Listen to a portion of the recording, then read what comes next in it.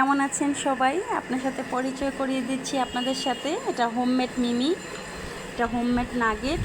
এখানে হলো সস, এখানে হলো বুটের হালুয়া, এখানে হলো ডাবের পুডিং, এখানে হলো আচার, আর এখানে হলো কেক। তো এগুলো কিন্তু সম্পূর্ণই হোমমেড। তো আপনাদের কেমন লেগেছে অবশ্যই জানাবেন।